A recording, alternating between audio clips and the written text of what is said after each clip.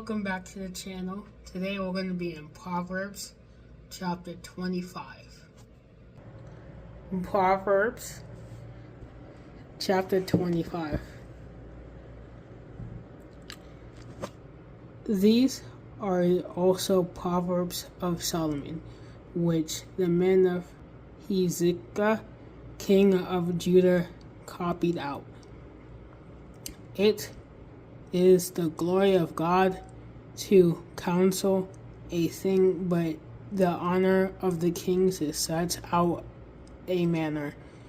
The heaven of height and the earth of depth, and the heart of kings is unsearchable.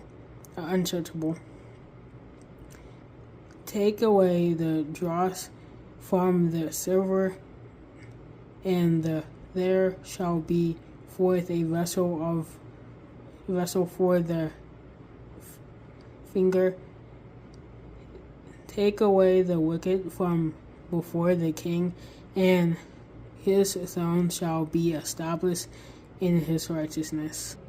Put not forth thyself in the presence of the king, and stand not in the palace of the great men, for better it is that it be said unto thee, Come up hither, than that thou shouldest be put lower in the presence of the prince whom thine eyes have seen.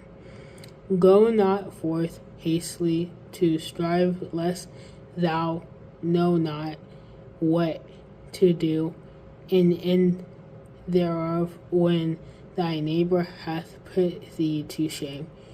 Debate thy case with thy neighbor himself, and deliver not a secret to another, lest he that hither it put thee to shame, and thine fame turn not away. A word fittingly spoken is like apples of gold and pictures of silver, as an earring of gold and an ornament of fine gold is so a wise reprover upon the ornament ear, as the cold of snow in the time of harvest, so it is a faithful messenger to them that send him for the refresh the soul of his master. Whoso boasteth himself of a false gift is like clouds and wind without rain. By long forbearing is a price precluded, and a soft tongue breaketh the bone.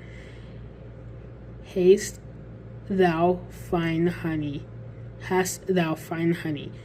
so eat so much as is significant for thee, lest thou be filled therewith and vomit it. Therefore thy foot from thy neighbor's house, lest he be weary of thee, and so hate thee. A man that barketh false witness against his neighbor is a mule, and a sword, and a sharp arrow.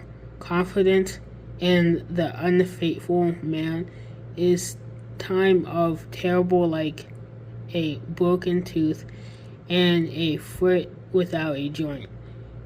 As he that taketh away a garment in cold weather, and a venger upon litter, so he that singeth songs to a heavy heart. If thine enemy is hungry, give him bread to eat. If he is thirsty, give him water to drink. For thou shalt heap coals of fire upon his head, and the Lord shall reward thee.